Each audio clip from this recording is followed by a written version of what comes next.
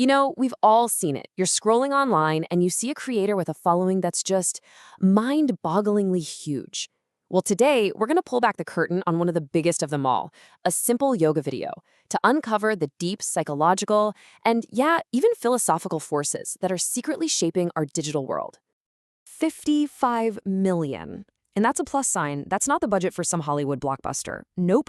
That's the number of views on a single 20-minute at-home yoga video. To put that into perspective, that's more people than watch the Super Bowl most years. It's just incredible. So that's the big question, isn't it? How on earth does a quiet, minimalist video like this even compete with the biggest cultural events on the planet? Well, the answer, as it turns out, reveals the hidden formula behind our entire attention economy.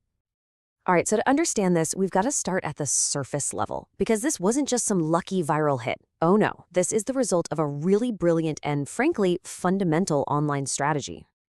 So, what is the formula? Well, it all starts with the creator, Adrienne Mishler, and her whole philosophy, find what feels good. Right away, that just removes all the intimidation, right? Then you've got the SEO, which is just flawless. Titling a video, Yoga for Complete Beginners, is like hitting the jackpot for one of the most searched fitness terms online. You combine that with a decade of consistent uploads that build trust with the algorithm and a huge like-to-view ratio that basically screams to YouTube, hey, this content is valuable, and yeah, you've pretty much engineered a phenomenon. But here's where it gets complicated.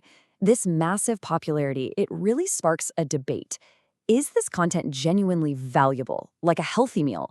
Or is it more like the digital equivalent of fast food?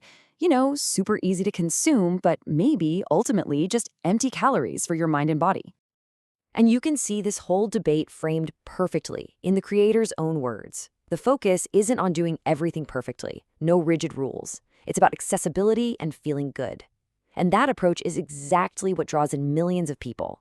But it's also the very thing that opens the door to criticism. And this debate, it has two really distinct sides. So on one hand, you've got critics, often from more traditional yoga communities, who say this approach creates a spiritual void. They argue it strips away all the deep philosophy. They point out, pretty fairly, that with no instructor in the room, you could easily develop bad form. Some have even called it the Bob Ross effect, where it prioritizes making you feel pleasant and soothed over any kind of real rigor. But then you look at the other side, and the science shows some undeniable benefits. This kind of gentle yoga has been proven to reduce anxiety, it's really effective for treating chronic back pain, and it helps people manage depression and stress. So clearly the appeal here is more than just a workout, and it's more than just a smart business plan. To really get why this is so magnetic, we have to go a layer deeper, into the psychology of why we connect so strongly with creators on our screens. And this all hinges on one really important psychological idea, the parasocial relationship. You've probably heard of it.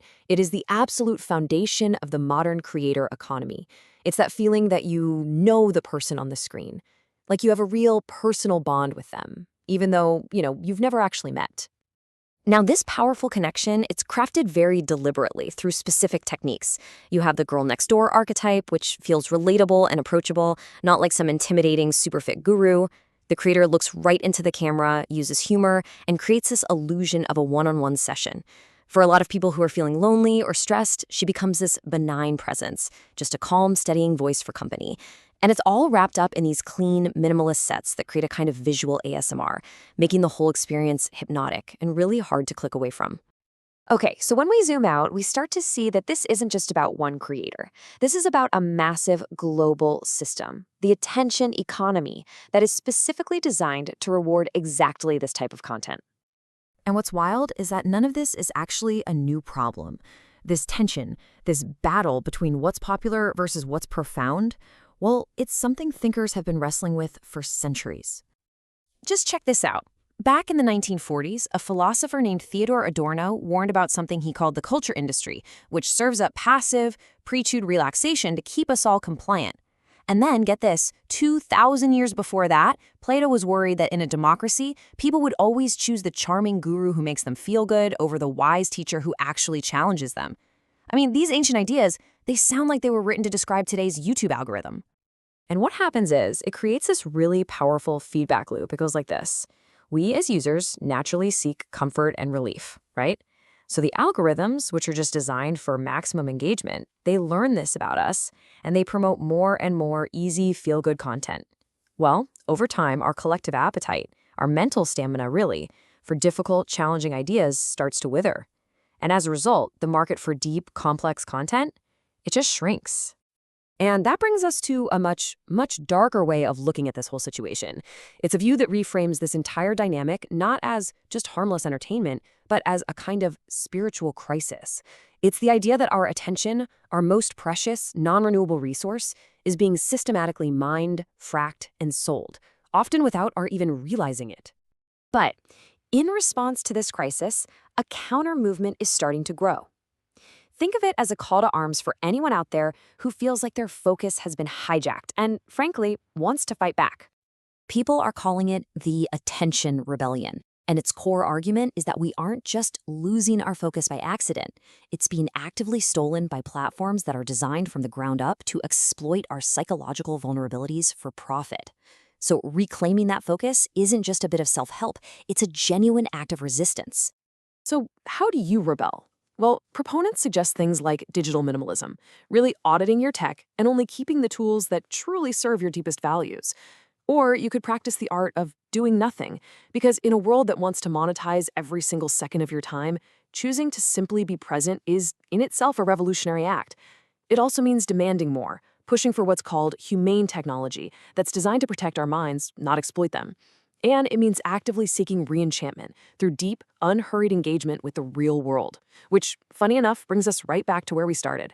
Is that 20-minute yoga video part of the problem? Or could it be a small act of rebellion itself, a gentle, accessible first step toward reclaiming your own mind and body from all the noise? Ultimately, that really complex question kind of brings it all together.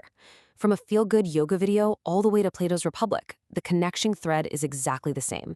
In our world today, the choice of where you place your attention isn't just some casual preference. It might just be your ultimate moral act. So the question we'll leave you with is, where will you place yours?